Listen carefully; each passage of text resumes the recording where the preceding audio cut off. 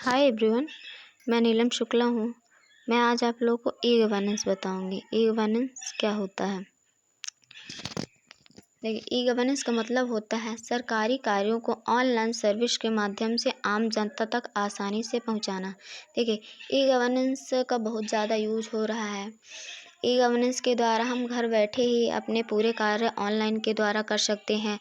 जैसे online form भरना हो या ऑनलाइन कोई भी सरकारी योजनाएं हैं उनके बारे में जानना हो, या फिर ऑनलाइन बिल पे करना हो, ऑनलाइन टिकट बुक करना हो आदि गवर्नमेंट से रिलेटेड सभी कार्य हम आसानी से घर बैठे बिना कार्यालय में पहुँचे और समय की बचत करते हुए कर सकते हैं।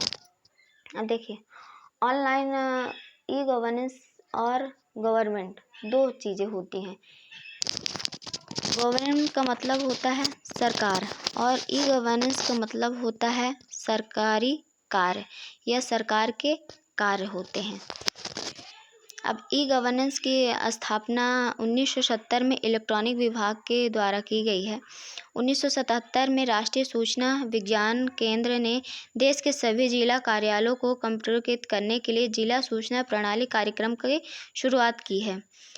ई गवर्नेंस के द्वारा बहुत ज़्यादा पारदर्शिता है।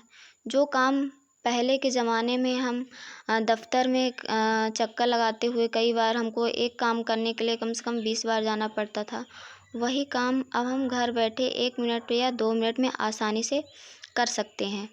दफ्तर में जाने से हमको बहुत सारी चीज़ें नहीं बताई जाती थी और कुछ चीज़ें नहीं छुपाई भी जाती थी, जिससे लोगों को परेशान होना पड़े। लेकिन ई गवर्नेंस के माध्यम से वो सारी सुविधाएँ मिलती हैं जो पहले के ज़माने में नहीं मिला करती थी। सरकार से रिलेटेड जो भी योजनाएँ आती हैं हमको ई गवर्नेंस के माध्यम से डायरेक्ट मिल जाती हो।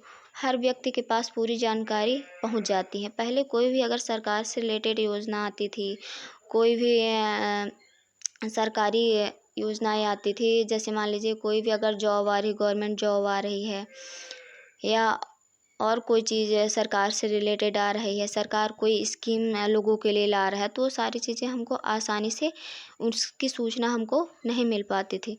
लेकिन ई गवर्नेंस के माध्यम से वो सारी सूचनाएं हमको आसानी से अवेलेबल हो जाती हैं और हम घर बैठे ही पूरे काम आसानी से कर सकते हैं। अब देखिए, ई गवर्नेंस कई प्रकार होते हैं।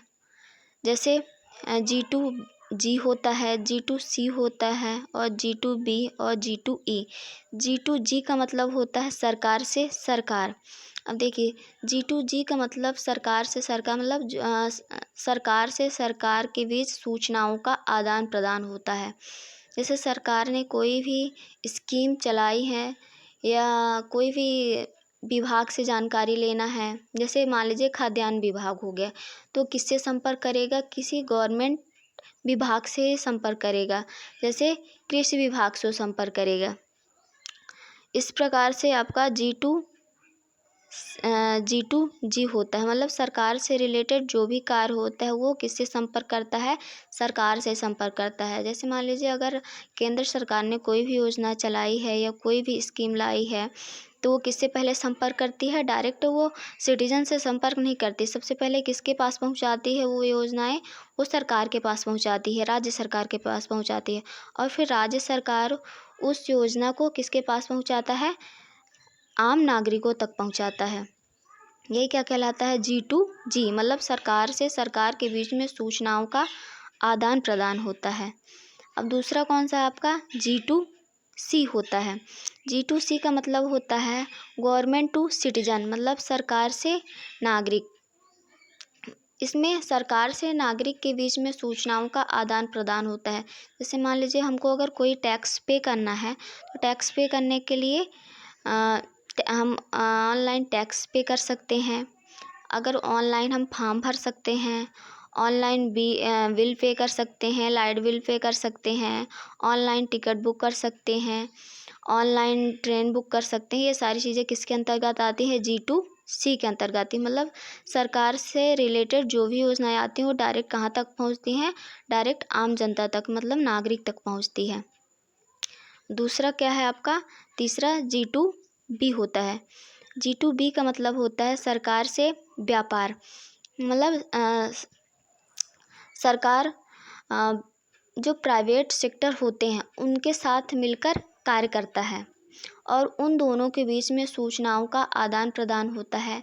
जैसे प्राइवेट सेक्टर के साथ जैसे काम करता है तो प्राइवेट सेक्टर को जो भी गवर्नमेंट से रिलेटेड टेंडर होते हैं उनको तो प्राइवेट सेक्टर को देता है और प्राइवेट सेक्टर के साथ काम करने में गवर्नमेंट सजग रहती है और काम को आसानी से कर लेती है। फिर आपका 4th नंबर आता है G2E। G2E का मतलब होता है सरकार से कर्मचारी, मतलब गवर्नमेंट टू एम्प्लॉय। सरकार एम्प्लॉय से मिलकर कार्य करते हैं और सरकार अपने एम्प्लॉय को मोटिवेट करती है और उनके साथ कार्य करती है।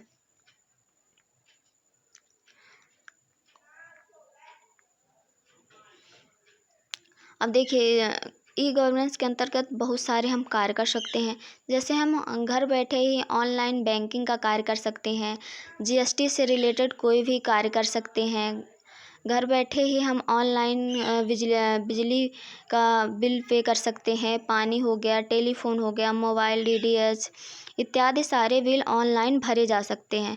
लेकिन पहले क्या था, जब तक ई गवर्नेंस की स्थापना नहीं हुई थी, इलेक्ट्रॉनिक विभाग की स्थापना नहीं हुई थी, हमको लंबी लाइन में खड़े होकर बिल जमा करना पड़ता था या कोई भी सरकारी काम रहता था उसमें हमको लंबे टाइम तक खड़े रहना पड़ता था।